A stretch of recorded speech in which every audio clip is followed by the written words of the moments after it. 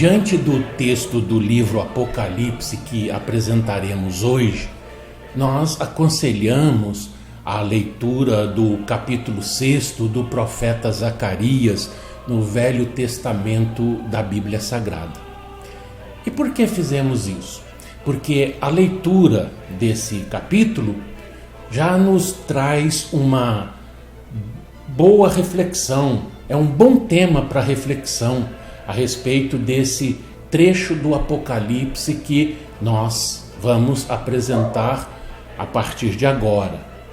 O trecho é o capítulo 6 do Apocalipse de Jesus, segundo São João, versículos 5 e 6, o terceiro selo. Quando o Cordeiro abriu o terceiro selo, ouvi o terceiro ser vivente dizendo: Vem! Então vi, e eis um cavalo preto, e o seu cavaleiro com uma balança na mão.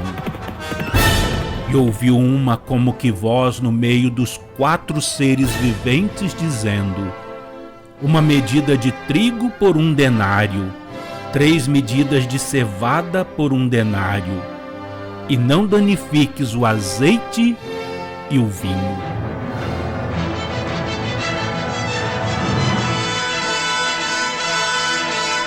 O terceiro ser vivente. De acordo com o já citado versículo 7 do capítulo 4, o terceiro ser vivente tem o rosto como de homem. E por iniciar a sua narrativa evangélica com a genealogia humana de Jesus, este ser vivente é associado a Mateus. Ao seu chamado, surge um cavalo preto e o seu cavaleiro com uma balança na mão. A cor preta é o símbolo da fome, consequência da guerra. Esta cor reaparecerá no 6º selo, quando o sol se tornar negro como um saco de crina. Crinas são os pelos do pescoço e da cauda do cavalo e de outros animais. O preto está associado a um período de escuridão.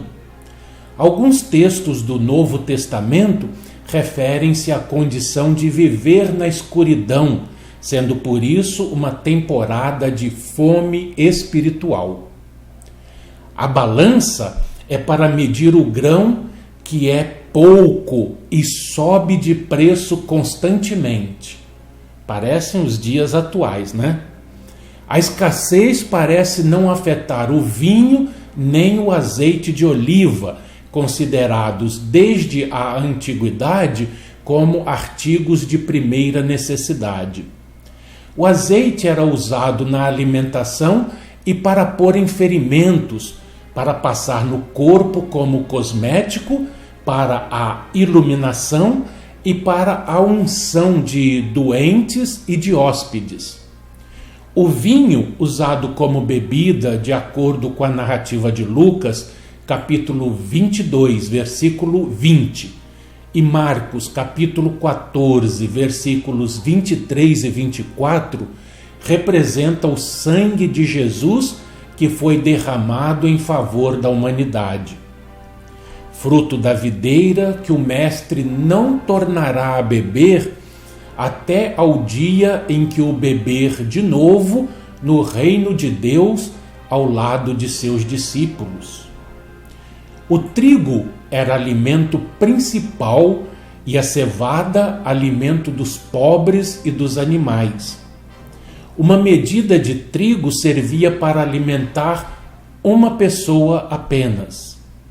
3 de cevada podiam alimentar a mais pessoas. Todavia, era um grão de qualidade inferior. Esse anúncio feito no 3º selo diz que a situação é muito séria, pois o salário de um dia mal daria para comprar comida. Imaginem gastar esse dinheiro com outras coisas, tais como aluguel, vestuário, sapato, a escola dos filhos, não é? Vamos ver se no final das contas o dinheiro dá para sobreviver a tudo isso sem entrar em penúria. Denário era uma moeda romana de prata que era o pagamento por um dia de trabalho. O terceiro selo tem um paralelo com a igreja em Pérgamo, na qual falsas doutrinas penetram no seio dessa igreja, causando confusão na crença e uma guerra espiritual. Como consequência, as pessoas se afastam da sã doutrina e são apanhadas pela obscuridade espiritual, passando assim um período de fome espiritual. E quanto mais afastadas da mensagem redentora do Cristo, maior é a fome. Por outro lado, todavia, tanto neste selo, no qual a voz manda preservar o vinho e o azeite, na igreja em Pérgamo, ao vencedor Jesus promete o maná escondido, que lhe alimenta principalmente contra a fome espiritual. Nos dias que correm, apesar de uma pequena parte da humanidade estar desatenta e mesmo negar, a grande maioria está faminta pelos temas da espiritualidade. Esses que negam ou rejeitam, fazem-no por não quererem, como em todas as épocas humanas, aceitar a vida espiritual, aceitar que é o Espírito que vive eternamente e por isso deve ser alimentado com o alimento que vem do Cristo. E como preparação para o entendimento do quarto selo, que será o tema do nosso próximo programa, vamos aconselhar a leitura de 2 versículos do Antigo Testamento.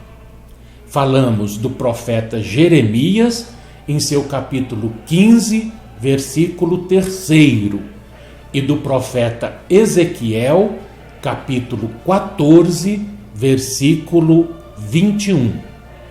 Anotem aí, leiam e no próximo programa vamos conversar a respeito do quarto selo do Apocalipse.